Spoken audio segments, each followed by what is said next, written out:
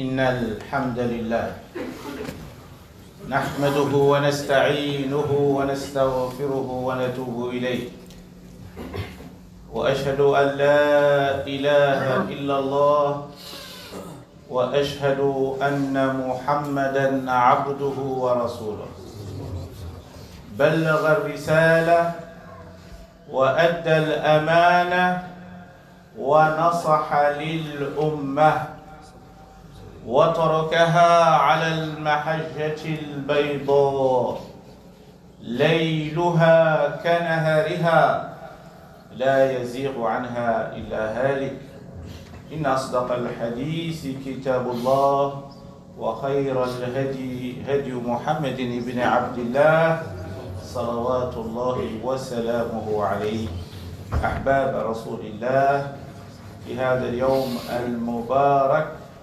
يوم الجمعة خير يوم طلعت فيه الشمس. Chers frères, chères sœurs, aujourd'hui, j'aimerais vous parler d'un événement exceptionnel dans l'histoire de l'islam. Un événement pour tout simplement essayer de saisir pas le prophète Mohammed alayhi salatu wa salam comme un prophète, mais comme un stratège, un homme extrêmement intelligent, un homme qui sait comment traiter avec les gens, un homme qui a une intelligence inouïe.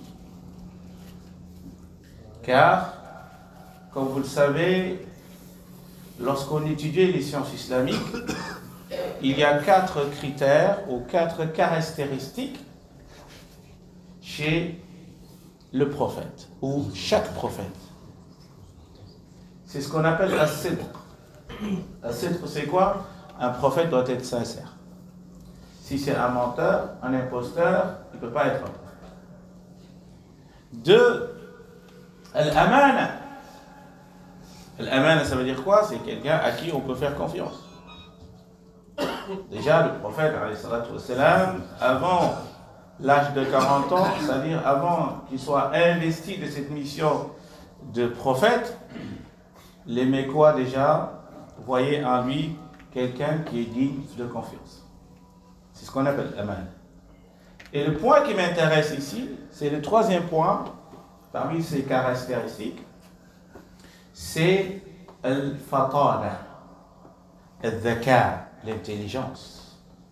Un prophète doit être intelligent, parce qu'il doit convaincre, il doit comprendre la situation, il doit agir selon la situation. Et avec tout cela, il y a l'aide de la révélation. L'aide de la révélation. Et ça, c'est important. C'est ce qu'on va découvrir, Inch'Allah, avec ce prophète magnifique qui est Mohammed alayhi salatu wa salam. C'est quel événement? C'est l'événement de l'Hudaybiyah. L'Hudaybiyah, l'histoire, elle est longue. Peut-être c'est pour 10 sermons.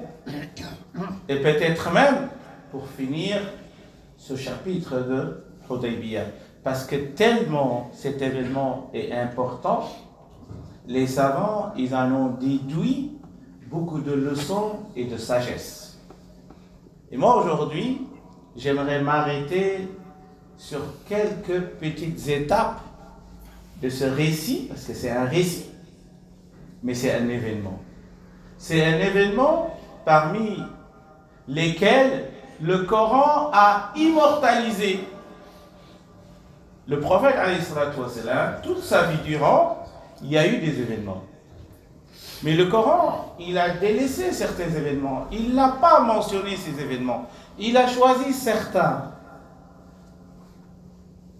Et si le Coran a choisi certains événements, et en parle, c'est pour la postérité.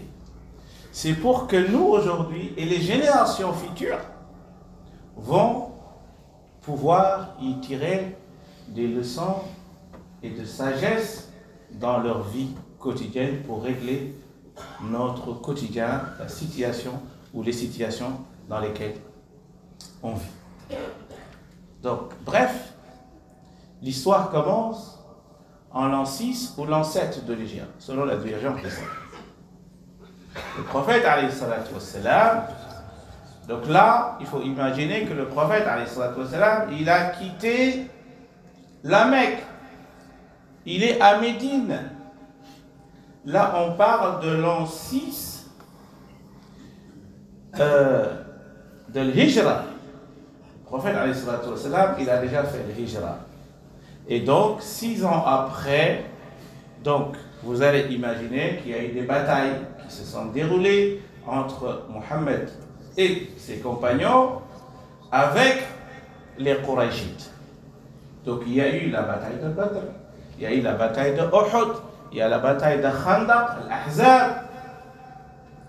Mais là, le prophète, alayhi salatu wassalam, là, un jour, il est à Médine, et là, il fait un rêve. Il fait un rêve, et là, il se réveille le matin, il appelle les compagnons, et il leur fait part de son rêve. Subhanallah. Il se réveille, il leur dit, j'ai rêvé que moi et vous, vous et moi, nous étions en train de faire une umrah à la Mecque. Et que j'ai vu même dans mon rêve qu'on avait le hadi avec nous, sacrifice. Et que j'ai vu dans mon rêve qu'on a coupé nos cheveux. Muhalliqina ru'usakum wa muqassirin. Il y en a qui ont coupé tout, rasé, il y en a qui ont coiffé. Et là, le prophète, lorsqu'il a dit ça aux compagnons, c'était bizarre.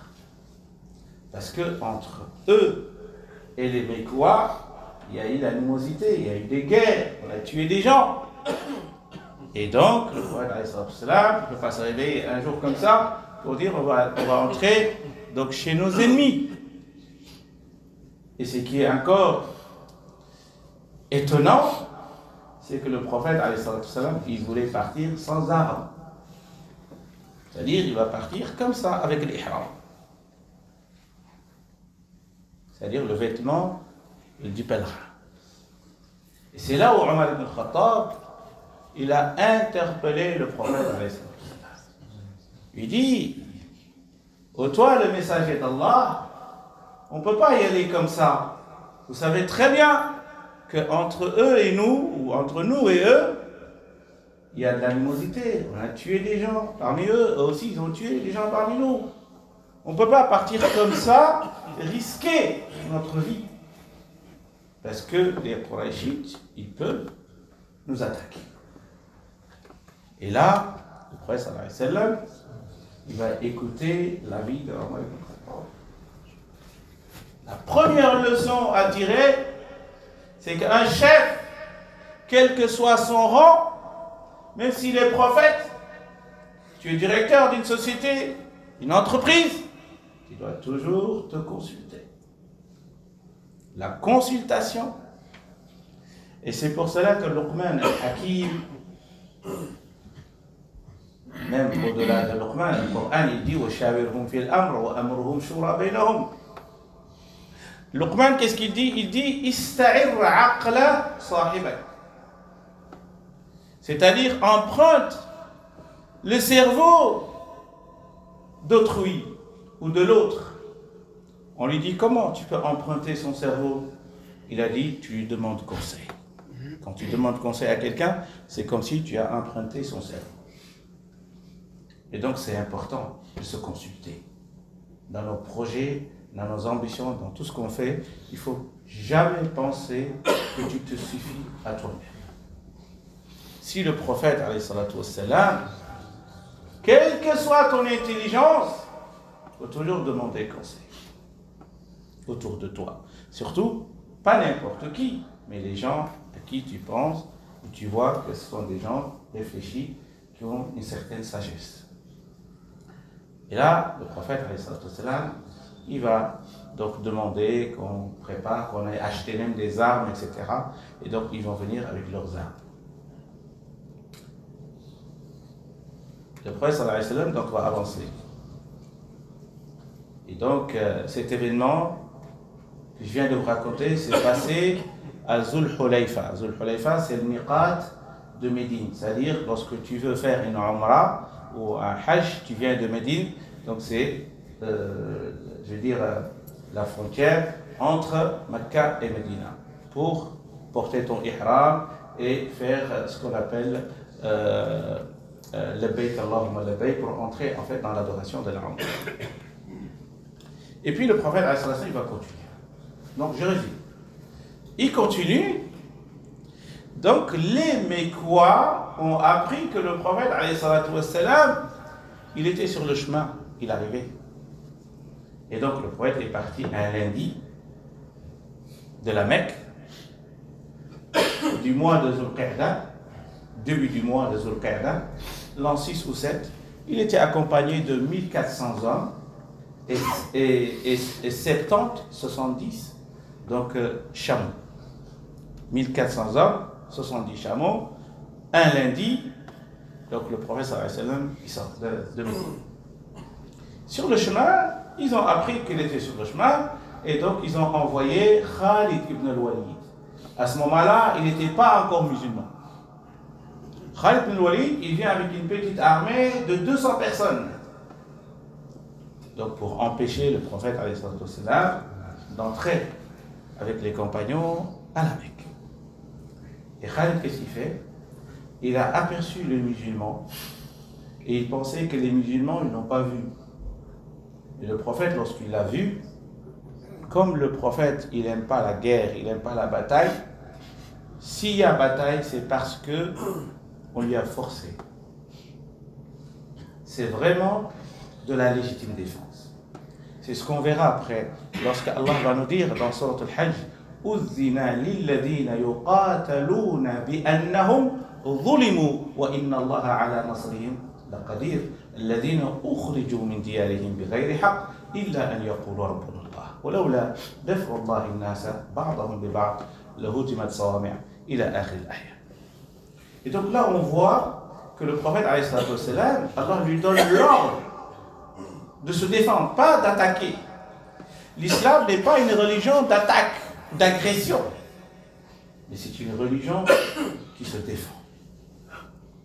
Et ça, c'est important. Ceux qui ont été combattus de se défendre.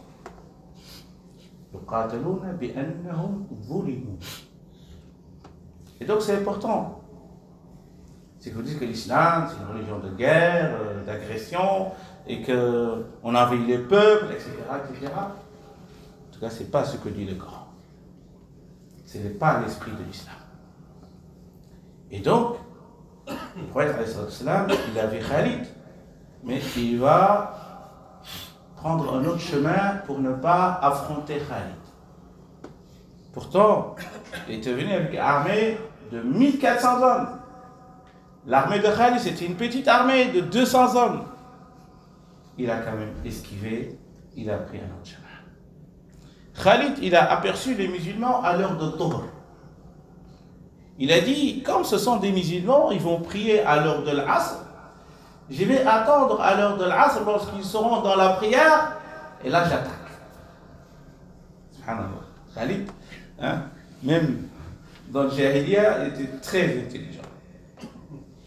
Et c'est là où Allah Azza wa Jal a fait descendre les versets qui parlent de la prière pendant la guerre.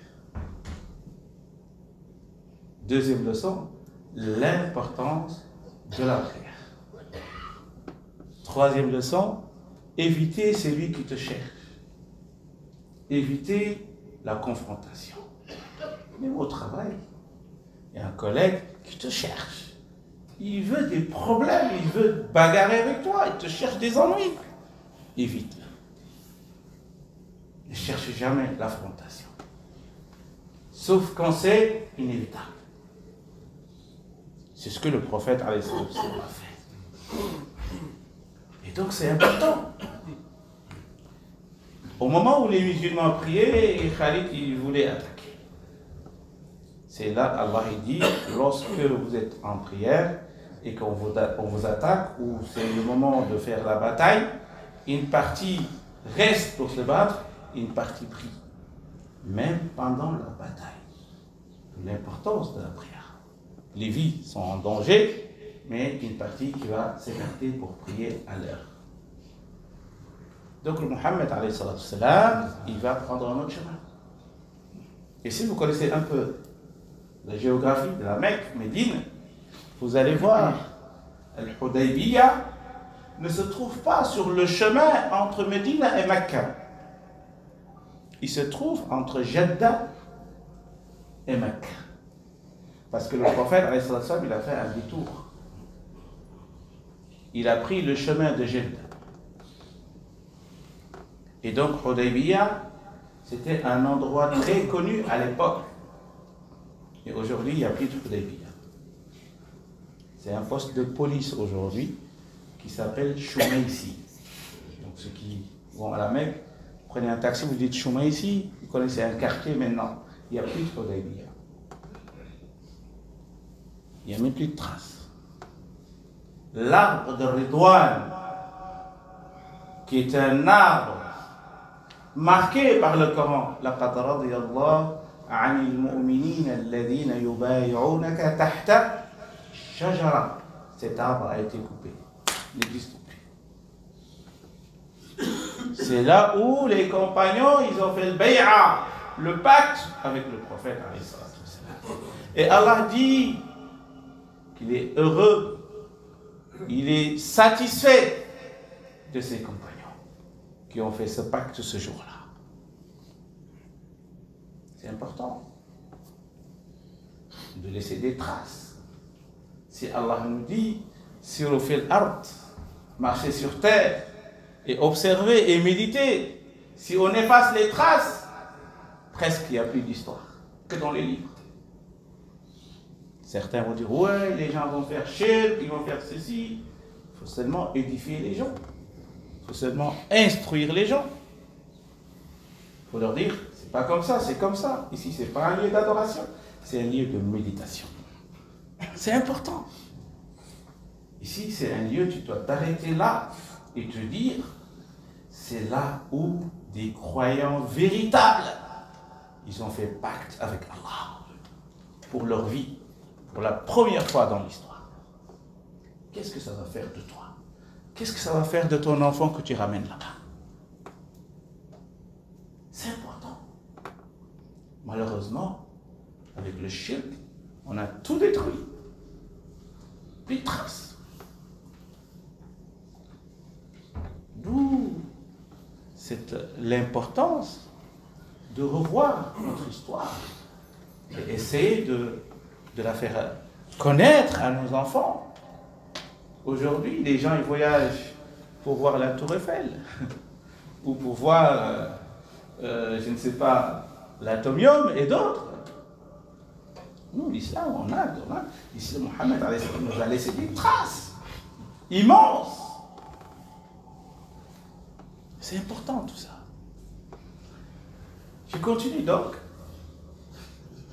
Le prophète, alayhi salatu wassalam, donc il va sur le chemin rencontrer quelques personnes. Et c'est important de les citer, ces personnes.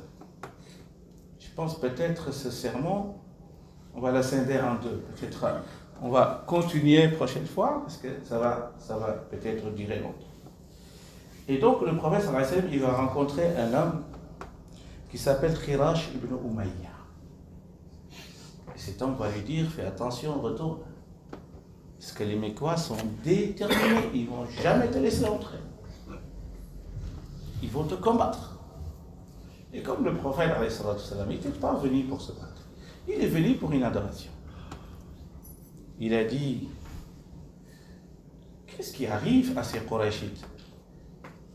Ils n'arrêtent pas de se battre. La bataille les a déjà détruits. Pourquoi il veut toujours se battre? Mais il continue son chemin. Et puis il va rencontrer un autre homme qui s'appelle Budayl ibn Warqa.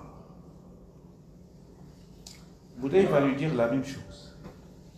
Mais le prophète, donc j'essaie de résumer, il va continuer. Il va rencontrer un autre homme. Et c'est là que ça devient intéressant, le Hudaybiyah, qui s'appelle Mikraz ibn Hafs. Mikraz, c'est un homme pervers, connu dans le passé. Et donc les Qurayshites l'ont envoyé pour discuter avec le prophète. Et donc le prophète, lorsqu'il l'a aperçu de loin, il a dit Hada rajul su fajir. C'est-à-dire, il met en garde ses compagnons. Attention, celui-là, il ne faut pas lui faire confiance. Je le connais dans le passé. 4e leçon ou 5e leçon. Quelqu'un dans le passé était un pervers, un tyran, un arnaqueur. Quand tu le rencontres 10 ans après, mets-toi dans ton esprit que c'est toujours un arnaqueur. Fais gaffe. Fais gaffe. Mais si c'est quelqu'un de bien dans le passé, pense toujours que c'est encore quelqu'un de bien encore aujourd'hui, après 10 ans. Ça, c'est ce que le prophète va nous apprendre, Inch'Allah, dans cet événement. Il a dit, Hada rajul su, faites gaffe, faites attention. Il ne faut pas lui faire confiance. Et puis, ils vont envoyer quelqu'un d'autre qui s'appelle Urwa ibn Mas'ud al-Thaqafi. Là, on pouvait vraiment faire un sermon complet, parce que c'est extraordinaire ce qui s'est passé avec cet homme. Mohammed, comme stratège, un homme extrêmement intelligent. C'est lui qui vient maintenant, ce n'est pas n'importe qui. C'est un chef de tribu, c'est un roi chez lui, qui doit venir discuter avec lui. Et lorsqu'il a su que c'était Amr ibn Mas'ud al-Thaqafi, c'est lui qui venait, Urwa, pardon, il a organisé son assemblée. Il a appelé le Mughira ibn Shu'ba, un compagnon balèze, grand. Il dit, mets-toi juste à côté de moi. Il a appelé Abu Bakr, il dit, toi, mets-toi à ma côté droite. Je joue le roi, parce que c'est un roi qui vient. C'est un chef. Parce que c'est quelqu'un qui a voyagé partout, qui a rencontré beaucoup de rois. S'il vient, il me voit un bédouin qui n'est pas respecté, qui est là, modeste, il ne va pas tenir compte de nos haqq, de nos droits. Je dois jouer un homme important. Les gens qui sont derrière moi m'écoutent et me suivent. Très important. Et lorsque Urwa est arrivé, il a vu le scénario, il a donné beaucoup de respect. Il est arrivé, il commence à parler avec lui. Il commence à sympathiser même avec le prophète. Et il parle, à un moment donné, il s'approche, il touche, essaie de toucher la barbe du prophète. Vous voyez, quand tu parles avec quelqu'un, tu touches sa barbe, pour lui montrer que tu es gentil, tu n'es pas méchant, etc. Et là, Mughira, il a pris l'épée, le bas de l'épée, et lui donne un coup sur sa main. Il dit, écarte ta main. Le prophète, et lui aussi, il continue à parler. Il est calme, il parle. Puis à un moment donné, il s'approche encore, il essaye de toucher. Il lui donne encore un coup. Il lui dit, si ça se répète une 3e fois, ta main va retourner amputée. Parle, mais ne touche pas au prophète. Parle. suis là pour discuter, pas pourquoi tu le touches. Parce qu'on ne sait pas qu'est-ce que tu vas faire. On ne sait pas si tu as un couteau quelque part. Donc protéger le chef, protéger celui qui a le projet, protéger le cerveau, protéger les intellectuels, protéger les gens importants dans une société, on doit les protéger. Ça également, c'est une leçon. Parce que si les cerveaux disparaissent, le projet il tombe à l'eau. Un autre qui s'appelle Hulays, c'est un homme religieux. Il fait partie d'une tribu qui s'appelle l'Ahabish, une tribu juste à côté de la Mecque. Mais c'est une tribu, les gens en fait, sont vraiment des gens religieux qui aiment la Kaaba, qui aiment adorer, même s'ils sont dans le Jahiliya. Et lorsque le prophète l'a vu venir, il a dit aux compagnons, هذا من قوم يتألهون. Yata'allahun, ça veut dire ce sont des gens qui sont très religieux, qui sont sensibles à la religion. Qu'est-ce qu'il fait? Il se tourne vers les compagnons, il leur dit mettez al-hadi devant. Le sacrifice, mettez-le devant. Comme ça, dès qu'il s'approche, il va voir le sacrifice. Et là, son cœur sera touché. Ça, c'est une chose. Et là, il dit aux compagnons, commencez à faire takbir. Labbaik Allahumma labbaik. Labbaik Allahumma labbaik. Labbaik la sharika laka labbaik. Inna al-hamda wa ni'mata laka wal mulk la sharika lak. Le monsieur était touché. Directement. Subhanallah. Il a dit, c'est quoi ça? On lui dit, ben ça c'est des sacrifices pour les pauvres dans la Mecque. Il a dit, ah non, c'est pas possible. Ils ne peuvent pas vous empêcher d'entrer à la Mecque. L'intelligence du prophète, alayhi salatu wassalam. Et là, il retourne à la Mecque. Il leur dit, voyez, si vous les voyez, vous ne pouvez pas les empêcher d'entrer à la Mecque. Ils sont venus avec des sacrifices, ils sont venus pour adorer. Ils sont venus aussi pour la Kaaba. Comment vous pouvez les empêcher? Et donc, après moult émissaires, c'est là où le prophète, alayhi salatu wassalam, il va décider donc d'envoyer Othman ibn Affan pour discuter avec les dignitaires de la Mecque, les chefs, les notables. Je résume. Othman va, avant de partir, le prophète avait choisi Omar, mais Omar lui dit, je ne suis pas la bonne personne. Vas-y toi, il dit non, moi je ne vais pas, parce que je ne suis pas la bonne personne. Parce que moi, je n'ai pas une grande famille à la Mecque. Je peux être tué, et puis il n'y a personne qui va me défendre. C'est là où le prophète a choisi Othman. Parce que Othman, c'est la famille de Bani Umayya, c'est une grande famille, et donc si Othman va y aller, il n'y a personne qui va oser le tuer. Parce qu'il a une protection. L'intelligence. Et les compagnons aussi, donner leur avis. C'est pas parce que tu as un chef, tu as un prophète devant toi que tu ne dois pas donner ton avis. Tu peux donner ton avis, mais lorsqu'il te dit maintenant ça vient de Dieu, là tu n'as plus d'avis à donner.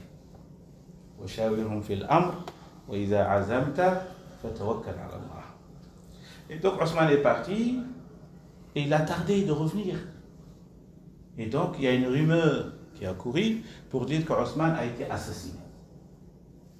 C'est là où le prophète et les compagnons, ils étaient fâchés, en colère comme pas possible. C'est là où le prophète a demandé aux compagnons de se réunir sous cet arbre. Et il leur a demandé de faire un pacte d'allégeance, le bay'a. Et c'était la première fois où la bay'a c'était sur la vie et la mort. La bay'a avant, c'était sur l'islam, c'était sur une adoration particulière, mais cette fois-ci, c'était pour la vie. On doit aller se battre pour venger le sang de Othman. Et il y a des compagnons comme Maslama, qui a fait allégeance 3 fois. Maintenant, vous allez comprendre pourquoi Allah dit « Laqad radiyallahu 'anil mu'minin ». Je suis tellement satisfait de ces croyants. parce que leur vie ne comptait plus. Osman va descendre à la Mecque. Dès qu'il descend, il va rencontrer quelqu'un, il lui explique son histoire, et le monsieur lui dit, écoute, je suis ton garant, il n'y a plus personne qui va te toucher. Et là, il fait un aqd, il dit, maintenant, c'est moi ton tuteur à la Mecque, il n'y a personne qui va te toucher. Et ce qui est intéressant, c'est que le monsieur va dire à Osman, comme tu es là, tu es en sécurité, vas-y, fais ta tawaf, fais ta umrah si tu veux. Osman lui dit non. Je ne peux pas laisser 1399 personnes derrière moi. On est tous venus ensemble. Parce que moi, j'ai eu l'occasion d'être là. Je vais en profiter. Si je vais faire une umrah, je vais la faire avec le groupe qui m'accompagne et qui n'ont pas eu cette occasion. Osman n'est pas opportuniste. Osman n'est pas égoïste. Parfois, tu es avec un groupe, même pour la umrah, tu vois quelques personnes qui veulent se retirer pour faire des trucs tout seul, alors qu'il est avec un groupe. Parce que parfois, on est jeune, on est capable de faire des choses, on évite les autres, reste avec le groupe. La rahma, elle est là. C'est ce que je dis souvent aux pèlerins que j'accompagne, c'est de rester toujours en groupe. La rahma, elle est là. Et une fois, je vais vous raconter une anecdote qui m'est arrivée à la Mecque. Là, au moment où j'ai dit, restez en groupe, s'il vous plaît, j'étais à peu près 60. Il y avait 4 ou 5 personnes, parce qu'ils avaient fermé en bas, en bas, et nous on était au-dessus. Et ils ont dit, nous on n'entend pas, cher, nous on va partir. J'ai dit, ok. Mais moi je préfère que vous restiez avec nous. Non, cher, nous on va partir parce que ça va durer longtemps. J'ai dit, ok. Dès qu'ils sont partis, ils ont ouvert la porte. Et nous on est descendus, on a fait la umrah en bas, ils ont fait au-dessus. Et là, ils sont revenus, je leur ai dit, voilà, restez avec le groupe. La rahma d'Allah est avec le groupe. Et c'est important. Cet esprit positif de rester avec le groupe. Pour résumer, donc le prophète, il a fait ce pacte avec les compagnons, et puis ils ont envoyé un dernier émissaire qui s'appelle Suhayl ibn Amr al-Thaqafi. Suhayl ibn Amr. Suhayl, lorsque le prophète il l'a vu venir, le prophète a dit, n'ayez pas peur, tout sera facile. Comment il l'a su? En fait, il l'a su à travers le nom de la personne. La personne s'appelle comment? Suhayl. Comment? C'est bid'a? C'est shirk? Non. On est dans une situation, il y a une personne qui débarque, c'est difficile, qui s'appelle comment? Al-Falah, qui s'appelle Saïd.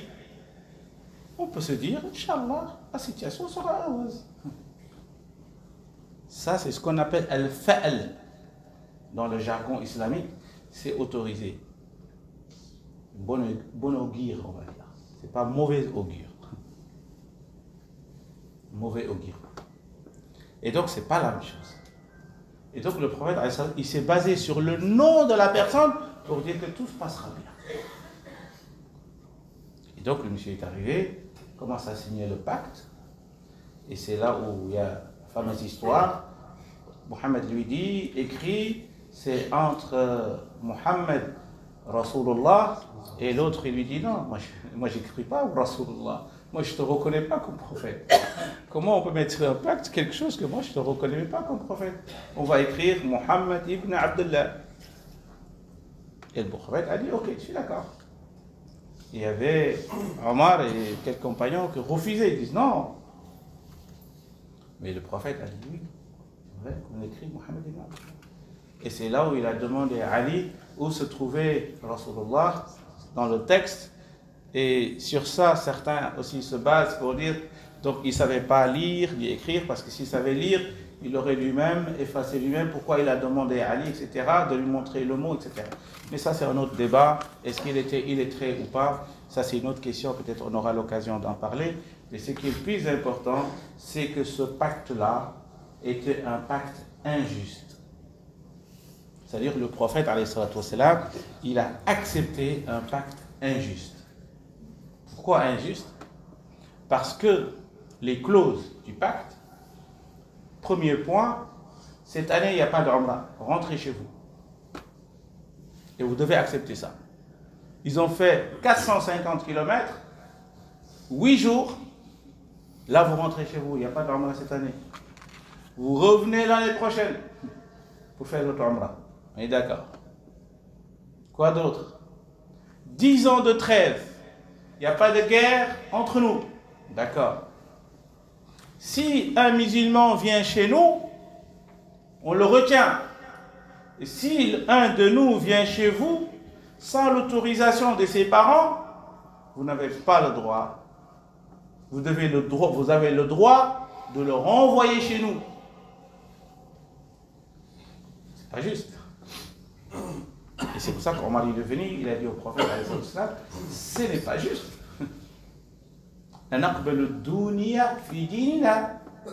Est-ce qu'on accepte l'humilité et le rabaissement, le mépris dans notre religion? C'est là où le prophète a dit à Omar, Alastu Rasulullah, est-ce que je ne suis pas le prophète?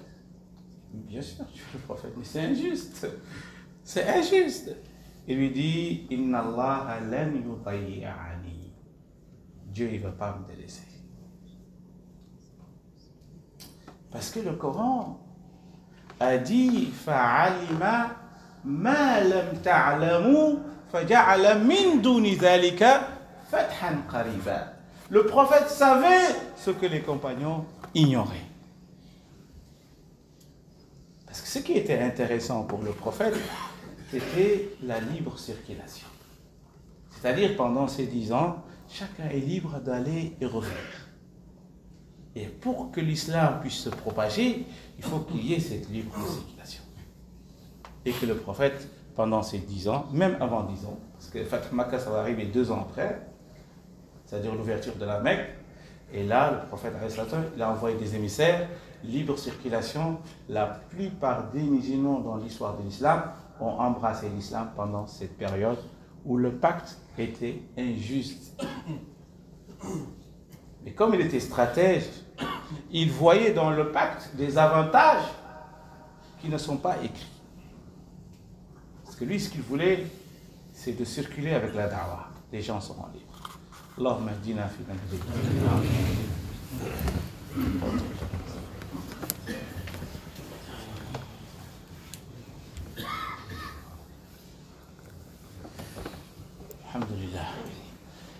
الحمد لله الذي بنعمته تتم الصالحات.